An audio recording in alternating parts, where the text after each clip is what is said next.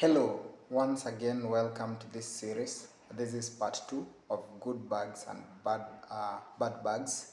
And in this part, we are going to explore the good bugs that we have in agriculture. First part, in the first episode, I encourage you, if you didn't watch it, just go and watch it. It was all about the bad bugs, that is the pests that are affecting the crops mostly. We demystified pests like whiteflies, we looked at aphids, we looked at cutworms, and many more. So in this case, I've prepared an amazing content that will shape your next journey as a farmer who is, or as a researcher, or as a scientist, or someone in the field of agriculture who is interested in entomology.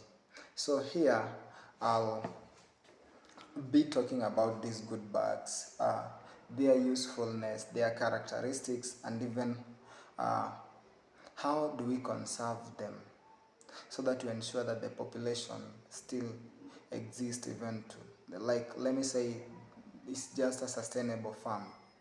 So these bugs include ladybugs, praying mantis, green lacewings, honeybee, ground beetle, dragonfly, and parasitic wasp. And I'll begin with the first one. I know you know it. That is ladybug. And if it's your first time hearing about ladybug, uh, please stay tuned because it's such an amazing pest. Uh, uh, Bug in the farm that you need to know. So ladybug is scientifically known as Coccinella septeneca, and I don't know if I've pronounced the name well, but it's Coccinella septempunctata, and it's also locally known as ladybug beetle. It's a bug that actually it's a predator that has a dome shape, and in this case you realize that this bug feeds on pests like aphids, whiteflies, spider mites, mealybugs, and also you realize that this bug promotes sustainable uh, agriculture and organic farming, as you won't be using those manufactured pesticides in your farm. So as a farmer, or as someone who is inspired about farming, I'll encourage you to conserve these bugs in case you find them, or in case you want to have them in your farm. And in case you do have access to them, just contact me. The number is in the bio, and I'll link you up anywhere in the globe. These bugs can be conserved by growing flowering crops like coriander, marigold. You can also grow banana. In fact, they like hiding in the backs of the banana, those trunks. So they really like a banana environment. They also like watery environment, though not dampy environment, but somehow you realize that banana trunks have some water, so you find them hiding in those uh, trunks. Another bug I'm going to talk about is the praying mantis. And the praying mantis are scientifically known as Mantis religosa. And they have a triangular head with large compound eyes. In fact, they look like this. They have a triangular head with large compound eyes. You realize that they are excellent when it comes to camouflaging. They can easily camouflage with the environment. And we know camouflaging as a result of how do I say, maybe wild animals, even these pests also camouflage. So praying mantis camouflage well with the environment. They have hind and forelegs that are actually well specialized. Mostly their forelegs have that grasping mechanism.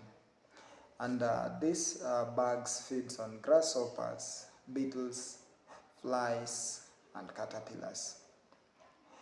To conserve them, we need to preserve the shrubs, the hedgerows that are around the farm. Also, ensure that you conserve any diversity, be it crop or animal around, be it crop or Let me just say, conserve the diverse crops around your farm so that you create an ample environment for them to stay in.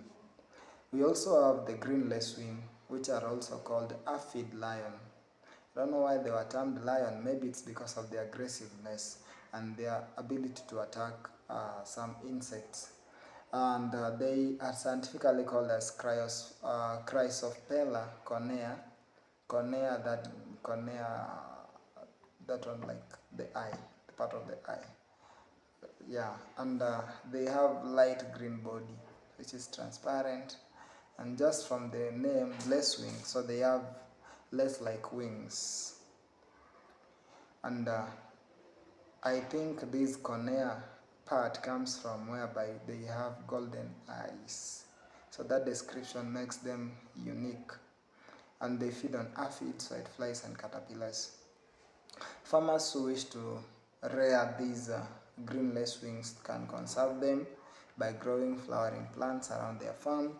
They can also avoid unnecessary insecticides. In fact, all these pests that I'm talking about, or all these useful birds I'm talking about, you only conserve them by avoiding by all means any chemical around their habitats, because once you spray chemicals around their habitats, that is it. You forget about them. Then you have the honeybee. I know you know of honeybee. Honeybee, scientifically known as Apis mellifera.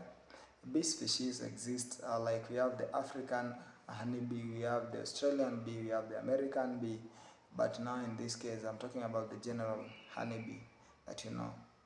And bees, we know them to be social insects that lives in colonies, and mostly they produce honey and beeswax. And we know bees also to be excellent pollinators of fruit crops and vegetable crops, legumes, even oilseed crops. You find that bees contributes to like over 50% of the pollination, besides other insects. We can conserve them by growing a lot of flowering plants so that they can suck the nectar, as well as they help in pollination process. We can also create for them, the hives, so that we conserve their habitats. And then we have another bug called the ground beetle. The ground beetle, actually, they are scientifically known as Carabidae species, and they are dark colored.